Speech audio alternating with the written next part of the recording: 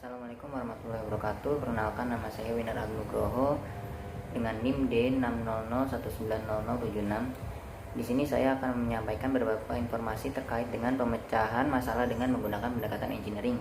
Sebelumnya, sebagai latar belakang, landasan desain engineering merupakan kegiatan memahami, membayangkan, memikirkan dan merencanakan suatu alat, struktur, proses atau sistem yang dapat bermanfaat bagi masyarakat. Maka dari itu dibentuklah tim engineering yang terdiri dari beberapa engineering yang saling berkontribusi sesuai disiplin ilmunya masing-masing untuk memecahkan suatu masalah yang kompleks.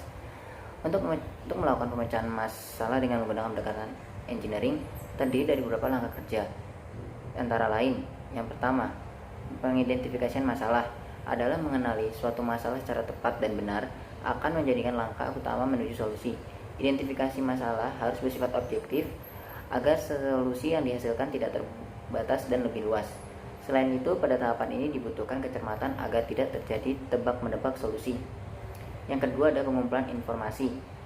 Dalam pengumpulan informasi, semua bergantung pada sifat masalah yang ingin dipecahkan. Pada tahap ini dimulai dengan mengumpulkan data yang dibutuhkan untuk kemudian dievaluasi, dapat berupa sekunder atau primer. Yang ketiga adalah pencarian solusi. Pencarian solusi adalah dalam prakteknya pencarian solusi yang berupa pengembangan ide-ide, produk-produk, dan alat-alat baru dihasilkan melalui kreativitas ataupun inovasi melalui brainstorming, checklist, daftar atribut, teknik hubungan paksa atau analisis morfologi. Yang keempat adalah penuangan ide menjadi desain awal. Di tahap ini, ide yang dirasa mustahil untuk dikerjakan akan dikesampingkan dan akan digantikan oleh ide-ide yang menjamin, kemudian dimodifikasi menjadi sebuah rencana dan desain yang akan dikerjakan. Persuasi desain akan dikembangkan menjadi analisis atau sintesis. Yang kelima adalah penyiapan laporan, rencana kerja, dan data teknis. Cara yang paling tepat untuk mengevaluasi produk adalah dengan mengembangkan sebuah prototipe dan melakukan operasi pengujian. Para pendesain perlu melakukan identifikasi terhadap seluruh kelemahan prototipe sebelum memutuskan menerima atau menolak ide desain tersebut. Yang keenam adalah penyiapan laporan, rencana kerja, dan data teknis. Penyampaian informasi ini dapat menggunakan laporan teknis, rencana kerja, maupun data-data teknis. Laporan teknis akan ditujukan kepada pemakai jasa atau supervisor. Rencana kerja dan data-data teknis merupakan alat bantu para insinyur untuk menjelaskan kepada divisi manufaktur atau kepala kontraktor perihal detail-detail desain sehingga sebuah produk dapat diproduksi atau dibangun. Yang terakhir ada implementasi desain. Implementasi desain adalah memproduksi atau membangun secara fisik alat, produk, atau sistem. Kesuksesan insinyur dilihat dari apakah produk yang dibuat bisa diterima di masyarakat, dan tahap ini adalah tahap yang memberikan kepuasan bagi seorang insinyur. Berikut adalah contoh dari pemecahan masalah dengan pendekatan engineering. Yang pertama adalah permasalahan yang dihadapi. Tata letak dan lingkungan kerja yang kurang baik di lingkungan pabrik atau garmen yang mempengaruhi output barang. Yang kedua ada identifikasi masalah. Yang pertama adalah tata letak yang kurang efisien untuk commuting.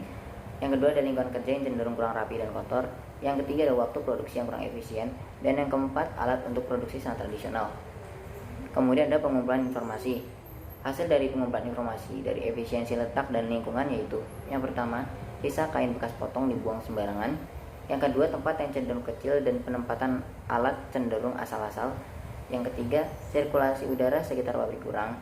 Yang keempat, dinding dan alas berwarna gelap sehingga menimbulkan kesan kumuh. Yang kelima, alat produksi yang digunakan sudah usang sehingga output terbatas. Kemudian ada pencarian solusi.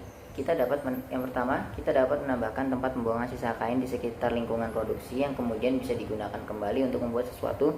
Yang kedua adalah untuk layout alat. Bisa diatur dengan mengelompokkan alat sesuai dengan fungsinya masing-masing. Dan yang ketiga, sirkulasi udara bisa diperbaiki dengan menambah exhaust fan di beberapa titik agar sirkulasi lebih baik. Yang keempat, dinding bisa dicat dengan warna yang lebih terang dan alas bisa diberikan keramik kasar. Yang kelima adalah mesin bisa di-upgrade agar output bertambah dan trouble yang membuat karyawan tidak terjadi lagi. Kemudian adalah penuangan ide menjadi desain awal. Mengaplikasikan solusi-solusi yang sudah dibuat sebelumnya untuk menyelesaikan masalah yang ada di pabrik pakaian ini. Kemudian adalah pengevaluasian dan pemilihan solusi terbaik. Setelah dievaluasi, dapatkan beberapa hal, yaitu dengan menambahkan semua solusi yang dibuat sebelumnya belum bisa memaksimalkan hasil output barang per harinya, Maka dari itu, akan ada solusi baru yakni dengan menambah jam kerja para karyawan. Selain itu, sistem kerja shift juga diperlukan agar commuting bisa lebih lancar serta pabrik tidak bekerja berlebih karyawan. Terdapat kendala. Yang pertama adalah menambah jam untuk para karyawan, yang kedua adalah mengatur sistem shift untuk para karyawan. Kemudian ada penyiapan laporan, rencana kerja dan data teknis. Yang pertama adalah menunggu laporan pertanggungjawaban dan pengesahan, menunggu persetujuan dari atasan yang bersangkutan. Kemudian adalah membuat rencana kerja, yaitu rencana kerja pokok dan rencana kerja tambahan seperti penambahan jam kerja dan sistem shift. Dan yang terakhir adalah data teknis, menjelaskan yang perlu diberitahukan kepada karyawan perihal penambahan waktu dan sistem shift agar tidak terjadi miskomunikasi. Dan yang terakhir adalah pengimplementasian desain, adalah pengaplikasian sistem kerja berdasarkan ide desain lainnya. Sekian dari saya, kurang lebihnya mohon maaf. Wassalamualaikum warahmatullahi wabarakatuh.